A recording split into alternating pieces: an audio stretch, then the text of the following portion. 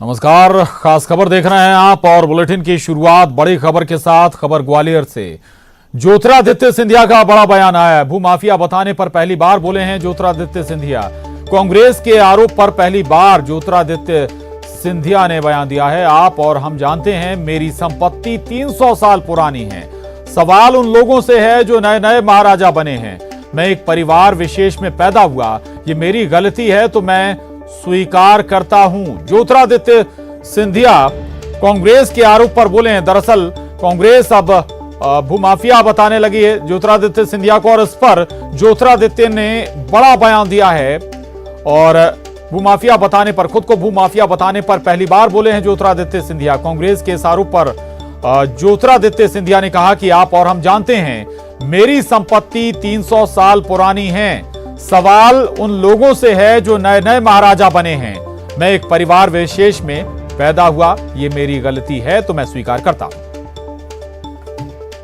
बार बार एक बात कहते हैं, आप एलिगेशन लगाते हैं, नया मामला उठा लाए कि आपने एक प्रॉपर्टी हथिया ली है, आपके परिवार पे एलिगेशन क्यों लगाते? देखो भैया, आप और हम जानते हैं ये जो संपत्ति है वो हमारी 300 साल पुरानी है। मैं तो प्रश्न उन लोगों से कर रहा हूँ जो आजकल बन गए हैं महाराजा।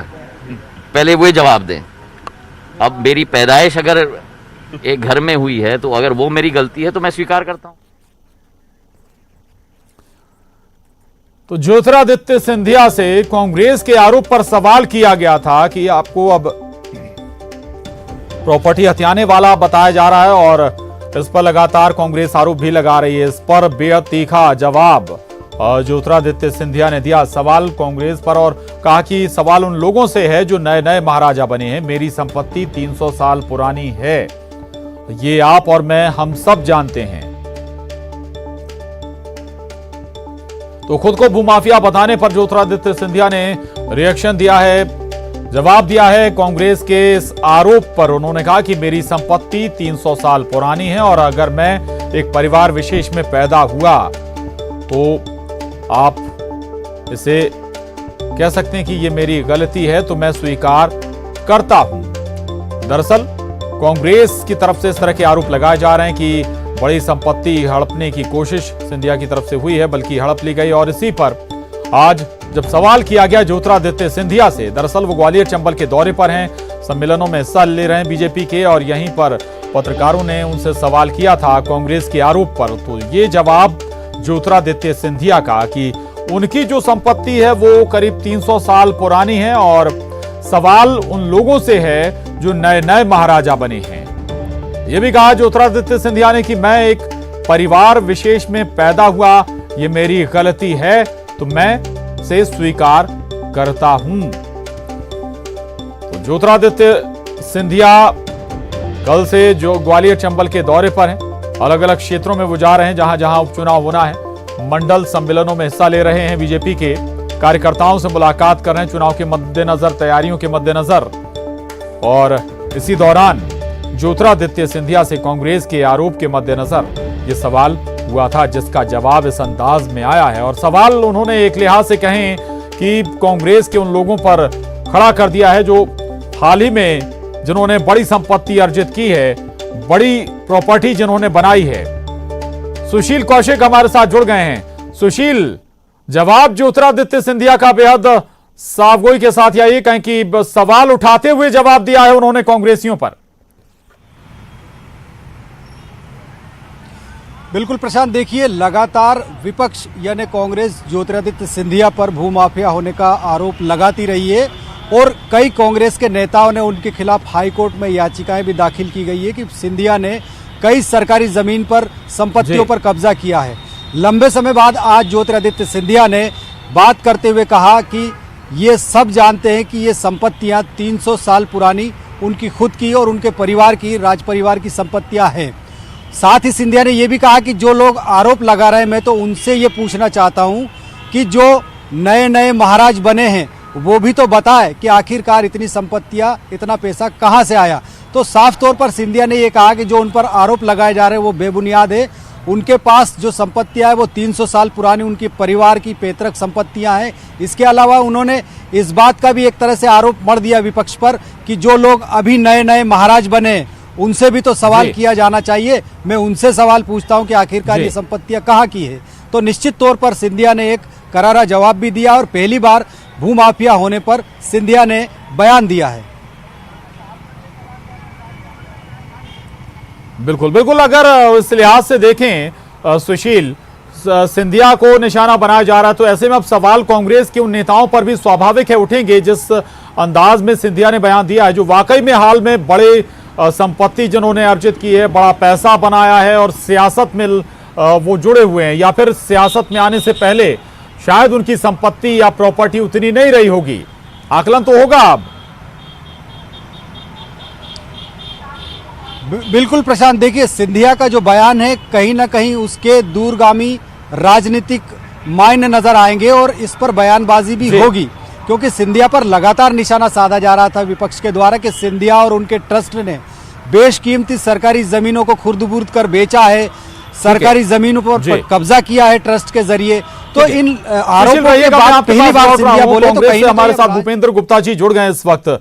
भूपेंद्र जी, सवाल किया गया था पत्रकारों के जरिए, जो कांग्रेस की तरफ से आरोप लगाया जा रहा है कि सरकारी संपत्ति या सरकारी जमीन सिंधिया ने हड़प ली, ज्योतिरादित्य सिंधिया ने। उस पर उनका जवाब था कि 300 साल पुरानी संपत्ति है वो उनकी, और जो लोग हाल में महाराजा बने हैं वो जवाब दें। सवाल उनसे है। देखिए, निश्चित रूप से जो है वो जमीन 300 साल का, हजारों साल पुरानी जमीनें भी राजे महाराजाओं के पास हैं।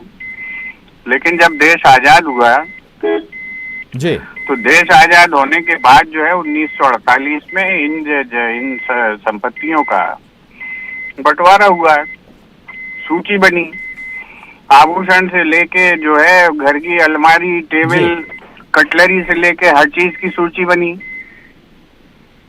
कि ये कौन सी देश की है। जी, जिन संपत्तियों को लेकर सवाल उठाए गए हैं, सिंधिया जी को उस बात की सफाई देना चाहिए कि क्या वो संपत्तियां जो है उन सूचियों में शामिल हैं, और अगर नहीं है तो ये संपत्तियां जो है कैसे खुर्द-बुर्द हुई। सवाल ये है, हजारों संपत्तियां उनकी 300 साल से भी ज्यादा पुरानी हो सकती हैं। सवाल जिस संपत्ति के बारे में चर्चा हो रही है उस संपत्ति के बारे में उन्हें खुलासा करना चाहिए। ठीक बात है।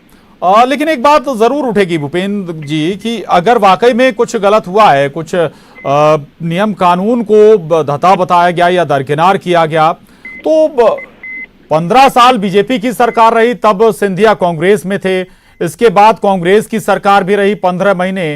इस ड्यूरेशन में उन पर कोई एक्शन नहीं लिया गया, और जब एक्शन तब हुआ जब उन्होंने कांग्रेस छोड़ बीजेपी ज्वाइन कर ली।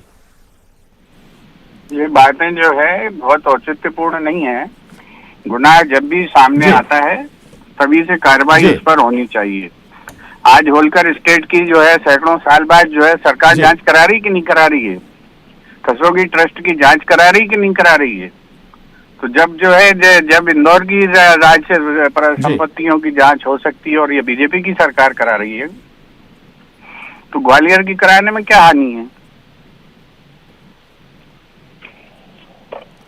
ठीक है, चलिए, रजनीश अग्रवाल जी भी हमारे साथ जुड़ गए हैं। रजनीश अग्रवाल जी और भूपेंद्र गुप्ता जी को भी आप सुन रहे होंगे, वो कह रहे हैं कि ठीक है, बहुत पुरानी संपत्ति हो सकती है, लेकिन सूची बनी और उस सूची के अनुसार जब 1947 में आज़ाद हुआ देश, उसके बाद राजशाही खत्म हो गई, उस दौरान बहुत सारी चीज़ें बटी भी थीं। लेकिन सिंधिया का जो आज बयान आया है वो कह रहे हैं कि 300 साल पुरानी संपत्ति है और संपत्ति उनकी हमेशा से है। हम किस दावे को सच माने? दूसरी बात यह भी कि सरकारें कांग्रेस की भी रही, बीजेपी की भी रही, अब जाकर जब कांग्रेस की सरकार आई तब उनके खिलाफ एक्शन शुरू हुआ। तो क्या फिर सियासी दुश्मनी निकालने के लिए ऐसे एक्शन होते हैं या फिर दरकिनार किया जाता रहा, सरकार कोई भी रही हो? देखिए, पहली बात तो ऐसी है कि आजादी के बाद से अगर बात कर रहे हैं तो आजादी के बाद से 37 से 40-42 साल तक सरकार कांग्रेस की रही। सिंधिया जी तब तो पैदा नहीं हो गए, अपनी जमीन जायदाद लेके वो वहां के महाराज बन गए, उसकी पहले की विरासत है। तो कांग्रेस को अगर गलत लगता था तो उस समय उन्होंने क्यों कुछ नहीं किया? उन्होंने तो जो किया आपातकाल में वो भी किसी से छुपा हुआ नहीं है। किस प्रकार का अपमान राजमाता करने का काम किया इन्होंने, किस प्रकार से उन्होंने बदनाम करने का काम किया। उसके बाद में आपकी सरकार रही, लगातार रही, चली, भारतीय जनता पार्टी की सरकार रही। ये निर्णय कौन करेगा, कौन गलत है कौन सही, न्यायालय करेगा। या आप चलते फिरते आप करना शुरू कर दोगे क्योंकि सिंधिया जी कांग्रेस छोड़ गए, आप आरोप लगाना शुरू कर दोगे मार्च के बाद में कि अब सिंधिया जी दोषी हो गए। आप कौन हो जी, आप हो कौन? आप इस देश में न्यायालय निर्णय करेंगे कि आप निर्णय करोगे? अगर मामला हाईकोर्ट में गया तो हाईकोर्ट का निर्णय आने दीजिए, कुछ तो भरोसा करिए। उसके पहले ही आप उनको अपमानित करने का काम कर रहे हो, पहले ही आप अपने ढंग से उनको दोषी ठहराने का काम कर रहे हो। और अगर पहले ही आपको पता था तो आपकी सरकारों में 15 महीने चली, आपने क्यों कुछ नहीं किया? ठीक, जब आपको पहले से ही पता था, आपको न्यायालय के निर्णय बिना आए सब कुछ पता था और आपको लग रहा था। रजनीश जी, ये सवाल मैंने भी उठाया था भूपेंद्र जी के सामने। भूपेंद्र जी, ये वही बात, हालांकि मैंने आपकी 15 महीने की सरकार का जिक्र किया था। रजनीश जी कह रहे हैं कि आजादी के बाद से तो ज्यादातर आपकी ही सरकारें रही, तब कोई एक्शन क्यों नहीं? के झूठ बोलने के मास्टरमाइंड जो वाइस चांसलर हैं झूठ यूनिवर्सिटी के, इनकी बातों का कोई औचित्य नहीं होता है। जिस दिन से उन्हें जमीनें खुर्द-बुर्द करनी शुरू की, वो तो बाकायदा सूची बनी 1948 में। जब 1948 की सूची के आधार पर जब आपने जिस समय से वो चीजें खुर्द-बुर्द करनी शुरू की, तब से प्रश्न खड़ा होता है। ये जो है ये आज इनसे पूछे ना कि ये होलकर की संपत्ति की जांच क्यों करा रहे हैं, और क्या 15 साल ये क्या कर रहे थे, भुट्टे तल रहे थे क्या? ये जो समस्या, जब समस्या खड़ी होगी तब उसकी जांच होगी। और हमने जब इन संपत्तियों की जांच की मांग तो प्रभात झा ने करी थी, ये उसकी सफाई क्यों नहीं देते? और प्रभात झा की मांग करने पर ही कांग्रेस ने उस पर जो है जांच बिठाई, क्योंकि हम पाठ साहब से करना चाहते थे कि जांच में जो चीज सामने आए, दूध का दूध पानी का पानी हो जाए। इनकी सरकार ने आते ही, इनकी सरकार को जैसे ही सिंधिया जी ने टेका लगाया, इन्होंने वो सारे मुकदमे वापस ले लिए। इनसे पूछो, ये जवाब इन्हें देना चाहिए जो इन बेईमानी का ये हमसे जवाब मांग रहे। ठीक है, ठीक है रजनीश जी, अब नतीजा जो भी हो चुकी, मामला कोर्ट में भी चीजें गई हैं, और जो भी नतीजा है, लेकिन क्या ये कोरी सियासत है? पहले बीजेपी कर रही थी, अब कांग्रेस कर रही है। पहले प्रभात झा जांच की मांग करते थे, अब कांग्रेस जांच की मांग कर रही है। पहली बात तो ये है कि ये नींद में रहते हैं कि नशे में रहते हैं।